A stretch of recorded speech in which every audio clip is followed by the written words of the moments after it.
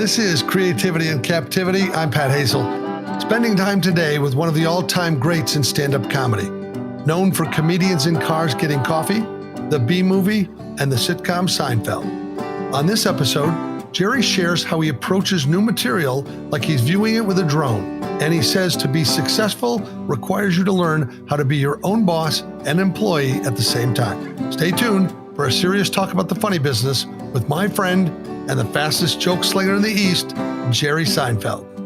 That spark of electricity, a skipping stone that sets you free. You're captive to a mystery, the curse of creativity. La la la la la, la la la la la. Hello, Pat. How are you, sir? Nice to be here. I'm very good, thank you. I guess I would love to have you share how important the big pen and the yellow legal pad are to your success. Extremely important. Extremely, extremely important, I would say, honestly, because any distraction that is removed from the brain, these are my theories on creativity, enables the brain to feel free and flow. And that is the goal in creativity, is to get your brain into a place where it feels free and can flow. So if your mom says, I'm going out and I'll be back in an hour, but I'm going to leave you here by yourself, your brain immediately lights up like, oh, I can have some fun now because there's one thing less I don't have to think about. That my mom is going to see me doing something I'm not supposed to do and going to stop me. So the big pen and the yellow legal pad were two things that I have an affinity for as things.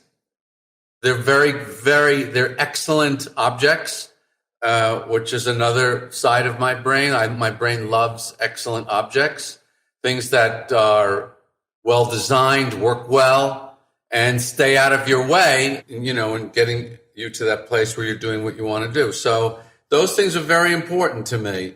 Get things out of your way that are distracting. And I know the big pen it really is a flow thing for you because you're working in an analog way where many people have moved to fully digital with the computer.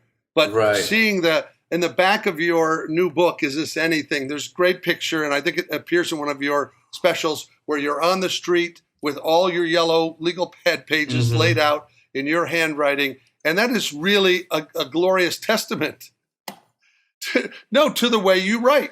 Because I know when we were very early working on Seinfeld and you had your apartment on Kings Road, you had to put the pad you had to go get your cereal and go sit by the computer or something in order to write on the computer, right? There was some kind of a way you had to trick yourself into using the computer at all?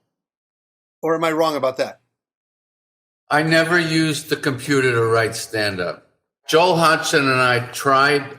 We had an early Mac. I don't even know if they were called Mac in those days. That would be like 86. And we tried to use that, and that was kind of fun. But that was the only time I ever used one. And that was when you were writing a stand-up confidential or one of those? Yes. But I've used it, I never used it. I read every episode of the Seinfeld series written by hand on a yellow legal pad. And, but like the book, for example, that you mentioned, that when I was proofreading that or organizing that was all done on computer. After, though, handwriting a lot of sections? No, it was the whole thing. I mean, I gave the pages to an assistant who put them in the computer, and then I edited it from there. So this is a good time, maybe a toast to all those assistants, because I remember you handing pages of yellow legal pad out to the writer's assistants who would write those episodes up, and they would have to decipher sometimes the words and the cross out. But all of that was you were doing in the room with yellow legal pads too, right? Yes, and no hats off necessary for those people, because as you can imagine, I had a system for doing that was very organized, and it was not difficult. It would say, go to, legal pad. Like when we were rewriting the script, it would say, go to with the page number, I like organizing things. You do. You have a system for everything. Yes, for everything. Because all creativity, we can put this maybe next to your logo there, which is very nice, by the way. All creativity is making order out of chaos. All art is making order out of chaos, because life is chaos and art is organized chaos or organized anything. Yeah, so I love to systemize. So let's just talk about your system in terms of what you're doing daily. You sit down with no distraction. You don't have your cell phone on taking calls, and you're not signing autographs on the side. No. Right. You are in the comedy factory riveting these tight one-man submersibles so that you can, keep any water from leaking in, right? Yeah, right. You described it one time to me when we did a gig somewhere as a rat trap a steel trap from which the audience could not escape. That's what the bits were. Right. So tight. There's so much that I could talk about that's interviewing. That doesn't interest me. It's all those funny little moments when we were somewhere. We were in Texas a few times where the place served Italiachos. Oh, or Talchos, I can't remember. But they were Italiachos. It was a nacho with an Italian flair. I think we got there one time when they were no longer serving them. And it was that's all part of your system, is to return to the places where the food is glorious and you have a great memory of those. But there were mishaps. I remember going down to the Irvine Improv and you were driving and we stopped for gas. Do you remember this? Of course. We're driving down. We get off somewhere to get gas. We get back on, and now we're chatting it up, being funny, making fun of billboards, and both of us look up in Long Beach, and we see that the blimp is on the wrong side of the Goodyear freeway. Blimp, which was parked in Carson, California, was on the wrong side of the car. Yeah, and we both when did they move the hangar? There was a moment where we're like, that's really weird. And what happened was we had gotten on the road the wrong way, going north. The wrong way, yeah. But we were headed to a gig that we were tight to get to. And I remember us going, oh no. We just added 20 minutes to that trip. Now, we did make it on time. Did we have to run from the car to the stage? Yeah. Is that what happened? Yeah, it was like Batman and Robin going down the back pole. Oh, that was so much fun. Let's talk about other parts of your creative process. Okay. Because I'm really, I guess I got a sense one time that you're working a lot in the morning, before lunch, you're doing a lot of your writing. Otherwise, people are robbing you of your time. They start to. Well, most professional writers do work in the morning. And the very simple reason for that is that's when you have the most energy in the day. Most people do not appreciate the physical difficulty of writing, the physical challenge. Writing is a physical challenge because using your brain that hard is just as exhausting as exercise or any other physical type work. It's more exhausting, I think, than most physical type work. And I remember early days of writing with Larry, and when you're writing with someone, you can't just put the work down and go crash on the couch, which you do when you're writing by yourself. You work and then you just go to the couch and you fall asleep. And I remember one time working with Larry when we were writing the pilot, in fact, and I would become exhausted. And remember, this is also before coffee. I was in my 30s. I didn't even know about coffee. I didn't know why people drank this strange thing. And I remember staring at the fibers of the carpet, just thinking, that's all I want, is to put my face on that carpet and I could just sleep right there on the floor. I just wanted to go to sleep. Part of my creative process is managing physical energy, knowing when and how to work, and how to rest prior to work. If you're going to work, and I do work sometimes in the afternoons if the day works out that way. If I can, the only slot I have is 5 p.m. or even 8 or 9 p.m. I work out, how am I going to do it physically? How am I going to do it? You know, I have my transcendental meditation technique that I'm very big on, but that's the greatest creative tool I could give your listeners. Learn to do transcendental meditation, because transcendental meditation enables you to, in the same way you can just plug in your phone anytime you want and charge it up, you can do that with your brain with TM. You can just stop whatever you're doing, do a TM for 20 minutes, and you will have the mental juice to write. If you think you can sit down at 6 p.m. after dinner and write, you are kidding yourself. It's way too hard. Nothing's going to happen. Yeah. Because it takes a lot of man juice. Well, let's say people juice for the People purpose juice. of this It takes 2021. man woman juice. So that's something I learned. These are little things that I learned. They're big things over my many years of teaching myself to work. And this is the secret of my entire success, if you want that. The secret of my success is I very early on appreciated no one cares if I work or don't. I'm all alone here. You stand-up comic, you're alone. No one cares if you go to the club. No one cares if you wrote anything today. No one cares if you do anything. You have no supervisors. You have no clock. There's no time card. There's nothing. So how am I going to get any work done with no supervision? And that's what I set out to do for many of the early years of my life, is figuring out how to get myself to work, to be the boss and the employee at the same time. That is an excellent piece of advice, because I will say the reason a lot of people get into comedy is so they don't have to be accountable, is Right. so like they just make enough money for pot and cable and whatever the minimum is, right? Yeah. But when you discover that discipline, that the secret to doing it and laying a foundation where they will pay you is that you have to keep constructing a bigger foundation. You always have to be building. I always look at it as a bricklaying when I write a script or something. It's like nobody else is going to come and do this structural work. They're not going to get this in place. Right. Or, you know, for me, it's I need something to produce. So I have to hire the writer in me to discipline to write it. And then once that happens, I can produce. Like the performer is the Yahoo that gets the applause at the end. But in order for that person to work, all the other parts of you have to be working all the time. Yeah, the performer really has the easiest job of anybody. Let's talk about toolkits, okay? For a comic, okay, we don't need much. If you look at your tech writer, there's a microphone and there's a bottle of water and there's a stool. But in terms of the writing skills or timing, or there's specific things which include words. Words are our most important tool.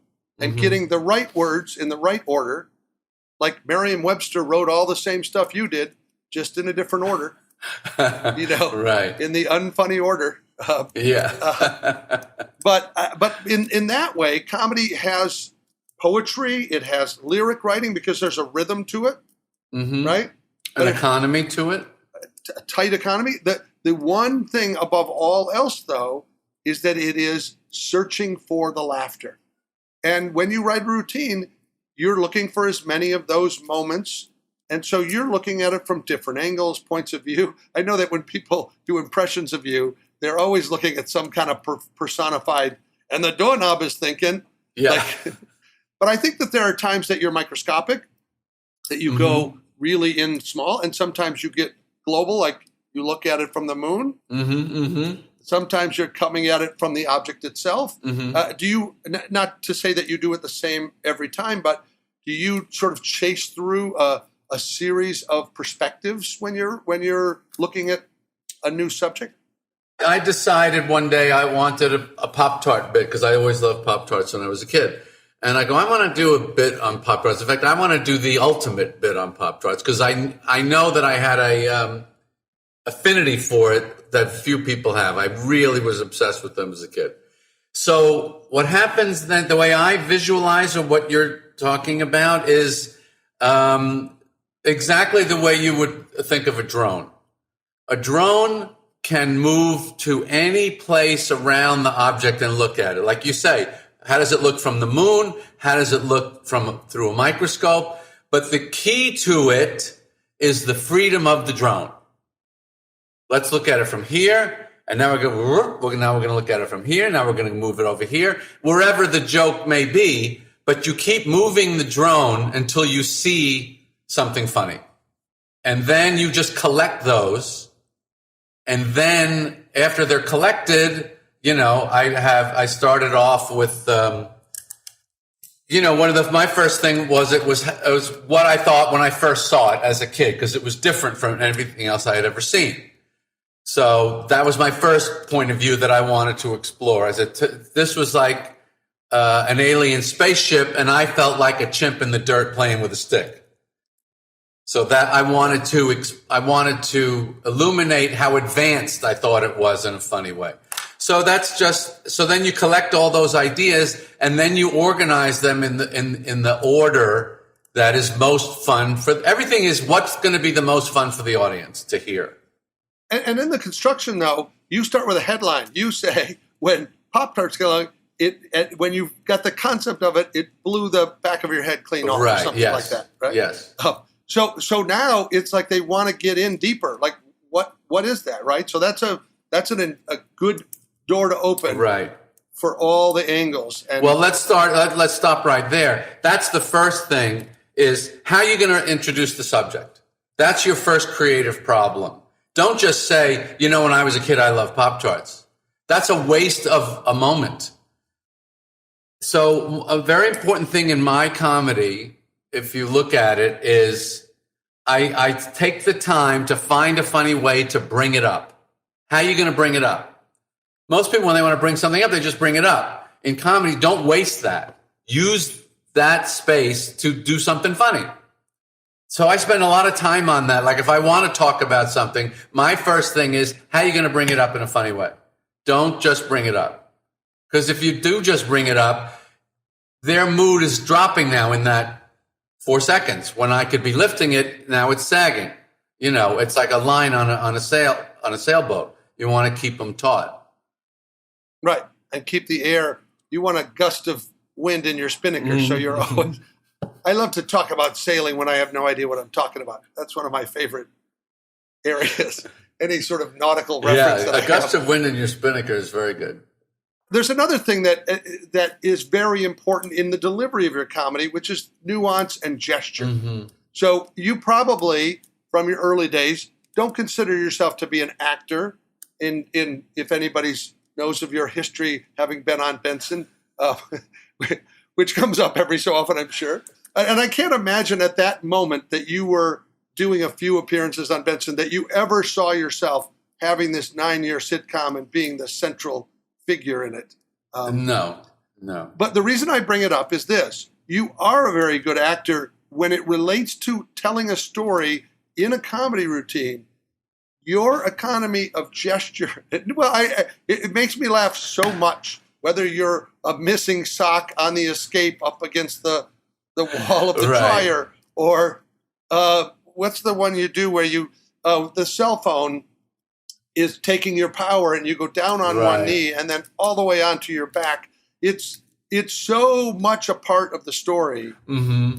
And there was a big evolution. You were not as big or as animated as you are now. In the beginning, you were the classic button-down comic, hidden behind the straight tie, and there wasn't. It was much smaller, right? And then, I mean, there were so many times that a gesture made all the difference when watching you. Mm-hmm. When I watched the warring tribes with the yo-yos, right? And you talk about them being airborne, and somebody throws down the yo-yo, and the sound, sound. And then the slow winding up the string where somebody says, I think I hit the chief. Yeah. When I would tour with you and you would be on stage, and sometimes I'd be in the sound booth, and I would actually watch your comedy on the LED readout of the sound. And so it's like, da-da-da-da-da, ba-ba-ba-ba-ba, and then it would hit the green mark, and then the audience would laugh, and it would go. And I was like, wow, there's like a musical pattern to every thing that happens. But the other thing that really I learned from you, I had done a lot of episodic jokes and magic tricks and other things, but the idea that the transition was seamless, that somehow you could go from talking about Bob Hughes, the fattest man in the world, and then something else, and the next thing you know, you're a horse hanging from a helicopter. I'm like, how did he get here? Right. That really made storytelling sort of the bigger part of the picture. You did give me some avuncular advice one time, which I thought was very generous, and I think I've come to discover it wasn't, which was that I was at the time was doing hat juggling and magic tricks, and you allowed me to open for you for your special at the Roxy, and then I did a few road gigs, and you said to me, hey, just bring a suit jacket. Just put it in a garment bag, jump on off. You don't have to bring all the prop. You can do stand-up. You won't lose your job. Just try stand-up.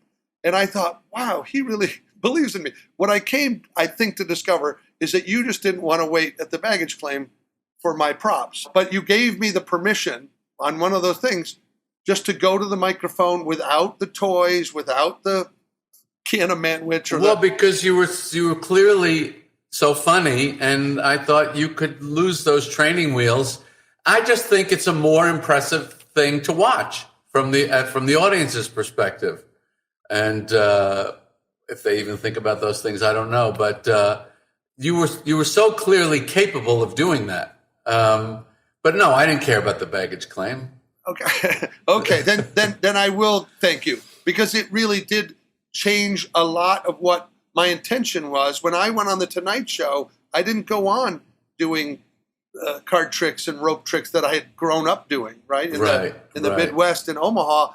But I came to discover that it was much more important to be intimate with my material, to talk about things that were truthful and being authentic. To me, if you're observant and if you're listening, I mean, with your kids, there must have been a lot of comedy content that comes just from watching and hearing them in development. Sure. And anytime you're in a difficult situation, there's something funny there that can be used. The worse, the better. The worst thing in comedy is when you become successful at it and you're able to eliminate a lot of nuisance. Having some money, you can get rid of a lot of nuisances in your life. And that's the worst thing, because the nuisances are where all the good stuff is. There was a comedy lesson we talked about one time, a very long time ago, which is that a comedian says, my car broke down, people are engaged. If the person says, my Porsche broke down, they go, good for that prick. We don't give a shit. That money does become, although you, Ricky Gervais, many have made it very successful to say, yes, life sucks, but less for me now, right? Like that. Yes. It's a different, right. But they know so much about you that it's a different kind of a wink, I think, on the topic. Right. You're a Superman guy. You've always been a Superman guy. Yeah, he's right behind me. Yes, I see him there. We saw him on the set. We see him pop up in different places. He was in American Express commercials with you. But I want to know, what's Jerry Seinfeld's kryptonite? What's your kryptonite? In terms of just life? Yeah, I mean, I get a sense it might be chit-chat and boring people. Like some of that could drain you. No, I've spent so much time doing that. I've actually gotten pretty good at it. When I first got married, my wife, as like any normal person, arranged, social encounters for us, which I had no idea that I was completely incapable of navigating. I had created a life where I only was with comedy people. And, if you're a comedian, it's like, it's like a goldfish. It's easy to hang out with other goldfish, but if you're with some piranha, it's not so easy. So that became another learned technique of how do you talk to a regular person who has interests other than what's funny about this. Right. That's all comedians want to do, is make fun of things, insult each other, and laugh. And regular people, they start out that way as kids, and then they lose that ability. So I learned how to do it. And you can put me in an elevator with anybody, and I'm fine now. I don't like it, but I just know how to get the time to go by. I know the questions to ask. I had a bit in a Comedians in Cars episode that my technique was ask someone a question to which the answer is a number. Okay. As a way to get through a conversation. So give me an example. How long have you lived there? Yeah. And you can think of an endless list of those questions. It's easy to think of those questions. How long have you known that person? How much longer you think you're going to be there? It's all just numbers. And it somehow gets their brain going and gets them talking. And it's not interesting, but it does get you through the conversation. So what is my kryptonite, which is a great question. Okay, here's my kryptonite. Okay, now I got the answer for you. Good, I'm ready. YouTube. Yeah. I love my YouTube so much, and YouTube loves me so much, and we have a deep, illicit relationship in which I know what you like, you know what I like, and it's completely it's a sexual fetishism, I happen to be interested in late 80s S-Class Mercedes diesels right now. So YouTube has gone out into the world and found every late 80s S-Class Mercedes diesel guy who's interested in that and collected all of that for me. I can't find that on TV, but YouTube can find it for me. So that is my kryptonite. I can understand that. I know that you're a guy that has always loved car magazines, whatever. Now they've brought them to life, and they're just stuffing them down your throat. Yeah. And it will never tell you to stop. You have to break it off with that. Like, you have to have a breakup with YouTube probably once a day, right? Yeah. But I still love it, and I would never get mad at it because television has become so boring to me. And you know what? I remember it hit me, Pat. I don't know what year it was. The first time I walked into a hotel room on a gig and didn't turn on the TV immediately. Because that's always what you do, right? As soon as you walk in the hotel. I would do it before I would unpack, take my stuff out of the bag. I would turn that TV on, because you're going to watch TV. Not going to not watch TV. Right. And that's my kryptonite, YouTube. When I was working with you, one of my quick rules I made to myself if I was going to get my work done was I can either watch TV or make TV. I couldn't do both. Right. I couldn't do both at the same time. And that applies to a lot of things. I remember writing with our mutual friend, Larry Miller. We were working on a song for his show. And I said, Larry, we have to put the phones down. We have to turn the phones off. Well, what if there's an emergency? Right. I go, we'll have to do that after the song. Like, but what if it's my wife or my kids? I go, what do they used to do? Right. We have to turn it off for an hour. We can't, it doesn't work to be constantly interrupted. I don't know. I think you have a long, great routine about emails and interruptions, but that's like the mailman just running up to you continually. And then, if you're doing it in your car, it's like, this just in, Yeah. It's brutal. And also, the fact that everything, we're so dependent on that device because it is our phone, it is our typewriter, it is the comic image I always imagine is, what if we wouldn't be here if our grandparents had a big typewriter on their lap in the car and a big phone and if they had all of that stuff around them. Oh, that's funny. We would go, nobody should do that. But for some reason, we can do it at a stoplight. Mm-hmm. We can send mail and take pictures and get a recipe and all of that. And light's green. I'm almost done with my task. So that's half of the reason of why everything sucks right now. Is no one's focused because and the other half is the society that we're living in is boring, and so because of its basic success that humans are doing really so well right now, even through this pandemic, we handled that so well, got it done in a year. That's why all the work is boring. Things have to get much, much worse for the art to get better.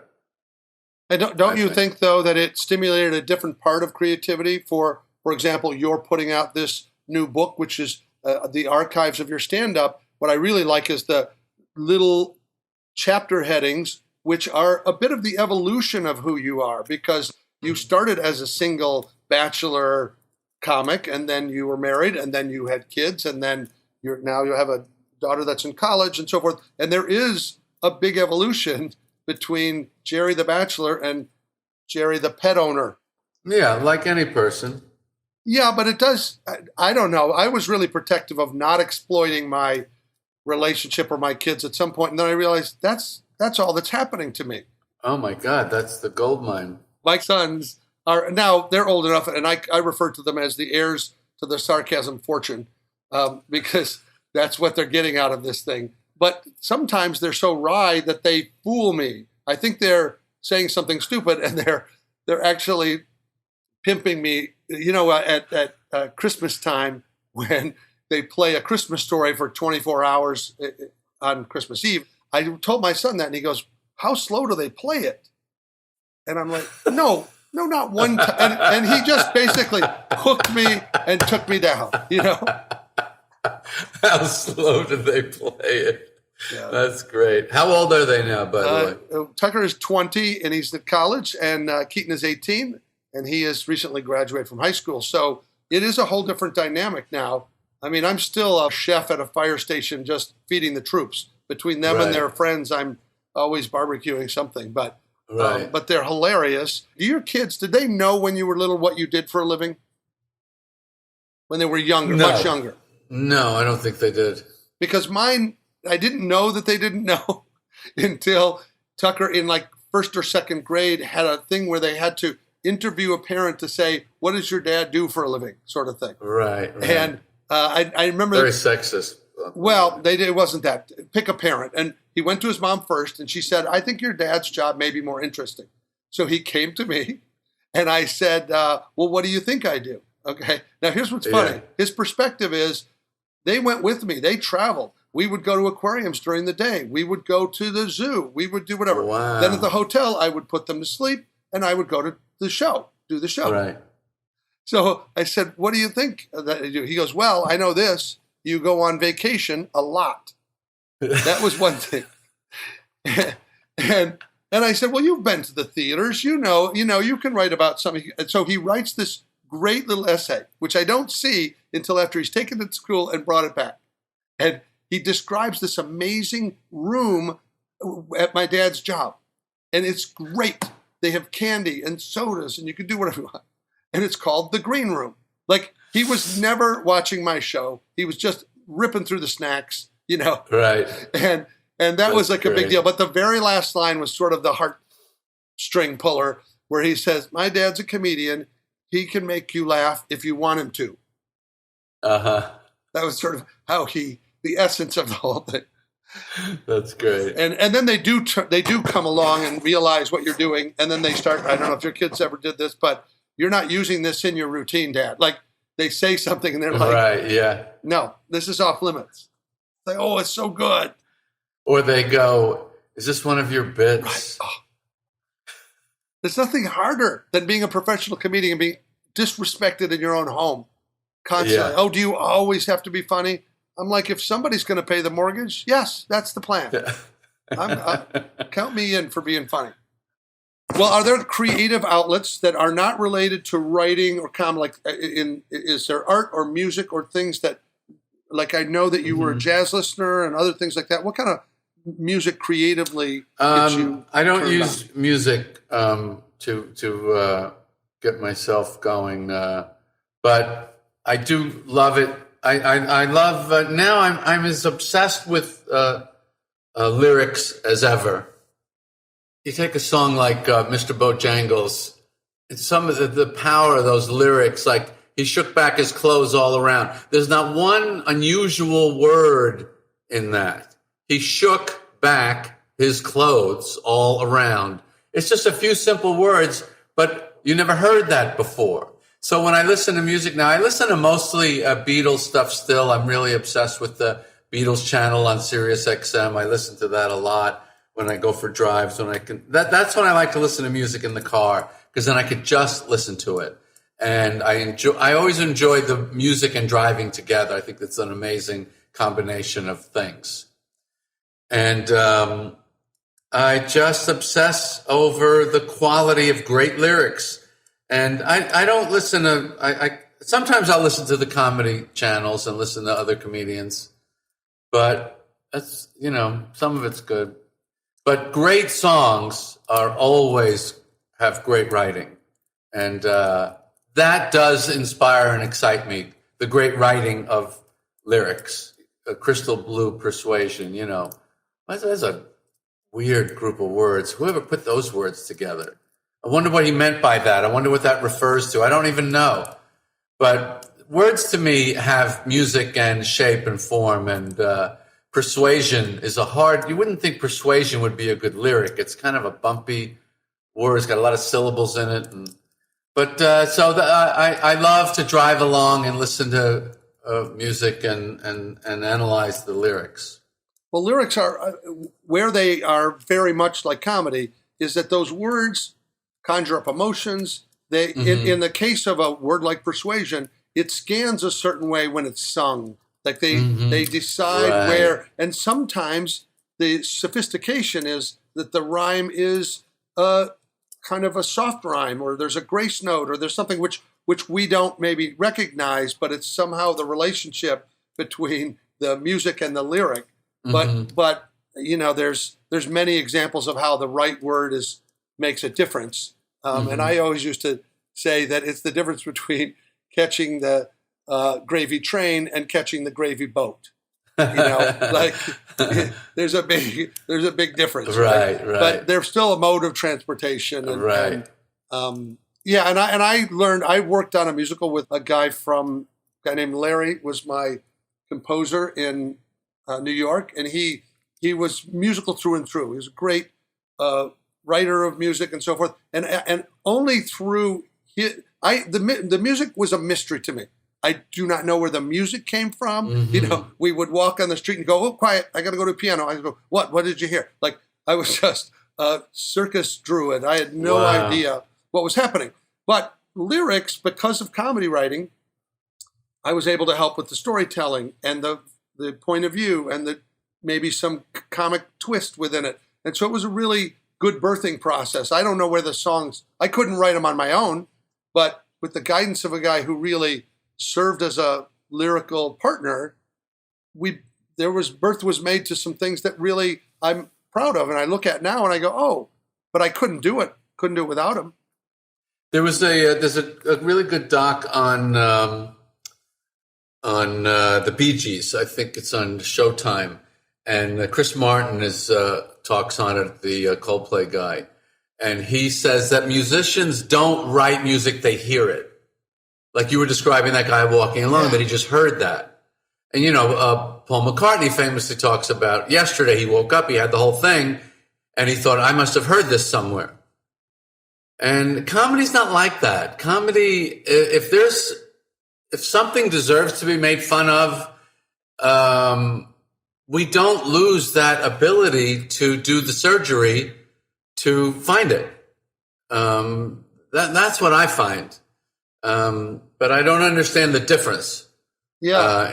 But anyway, he said that Chris Martin said you just stop hearing it, which is really kind of a heartbreaking. It really is. I watched my dad lose his memory, and I wondered what it was like to be on the inside of his head during that period of time where he began to lose his memory, and the storytelling and all the stuff that I was so enamored by growing up was my dad doing a slideshow and telling stories about that's your uncle that had one eyebrow. I mean, everything he said riveted me because he somehow connected to the picture, whatever. And it was so tragic to watch that element of his personality vanish. Yeah. I remember the first time I heard my dad mess up a joke. My dad was a masterful joke teller. Jokes, story jokes. And I remember as he got older and he had some health problems, and I remember my kid saw me trip on the stair the other day, and their head just like, it really upsets them. That's it. I was trying to kind of run up the stairs, and my toe caught on one of the steps, and he was sitting there playing a video game, and his head just whipped over like, what just happened? Yeah. And they know on some level they're going to have to watch you fall apart. They know it. It's pretty horrible. Well, I know your dad, Cal, though, was a sign maker and like an artist. He did made signs and was... No, he didn't make them himself. Oh, he didn't? He just owned the shop. No. Yeah, right. He owned them, and it was his business. But I wonder whether or not that drew you to advertising, because I know advertising is something that you're... No, commercials. I love commercials.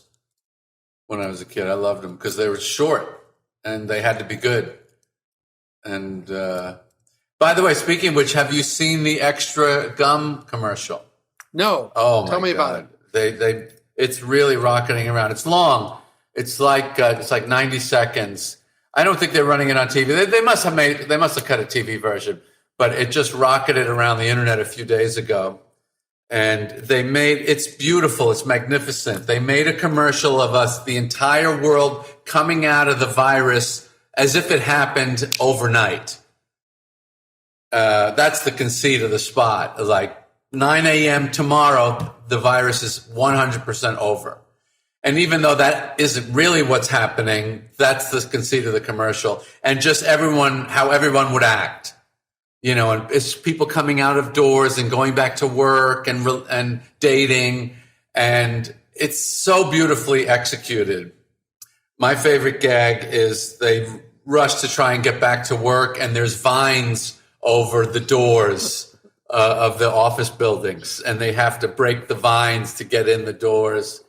And it's so well done, though. It's really fun. Yeah, well, it's become quite competitive marketplace. You've made some great commercials yourself through all of this, and part of that is storytelling, humor. It rides with the sidecar of the idea of commerce and selling. Yeah. I remember working on American Express commercials with you, and at that time, maybe Ogilvy Mather or somebody was the ad agency. Yes, it was. And they first tried to send you stuff that was funny and that they had written with all the messages. And you go, hey, how about if we just reverse this? How about if we write the funny stuff and you add the 18% revolving debt message, right? Which was I got to learn several different parts of the business through being in your satellite, and for that I'm very grateful. Were you aware, by the way? Were you a Mad Men fan? Oh yeah, so great. Were you aware that the John Slattery character, Roger Sterling, was taken from a guy that we worked with in those days? No, who was that? Oh, from Ogilvy? Yes. Wow. They took that guy. I don't know how. In fact, I bumped into John Slattery at a party one time. We had a long chat about it. I don't know how they knew that guy, but they took his entire personality and made it that character. But they did it so masterfully. So you don't remember the guy. I'm not going to mention his name. I don't remember the guy, but I've seen Slattery's performance. I think John's such a talented guy as it is. But yeah. They took it. The guy that was in charge of us when we made those commercials was that guy.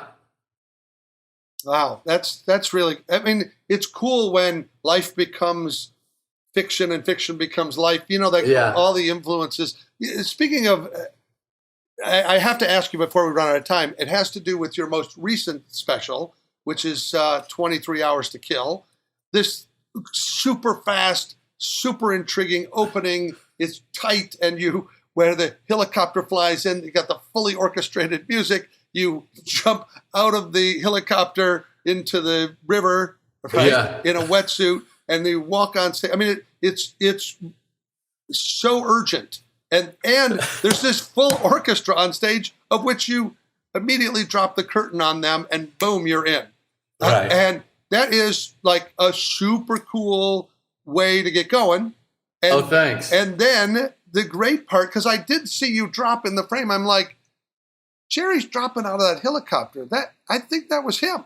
And then at the end of the special, I don't think this is a spoiler alert, but it's sure fun to see. Is they reveal you were training and you were jumping off of some high tower with some coach, and I could see the general concern in your face that you're prepping for it. So did you only do one jump from the helicopter then? I did two. Okay. I did two. And in your 60s, how did that all feel? Like, did you feel like that must have been amazing firewalk at that age to go, I can do this. It was. I was so stupid to not realize this is not as easy as you think, number one, to jump out of a helicopter 5 stories off the surface of the Hudson River. That's not easy, number one. And number two, when you do that, you think, well, I'm sure when they do these kind of things, there's a stunt coordinator and the whole thing is completely locked down and there's really no danger.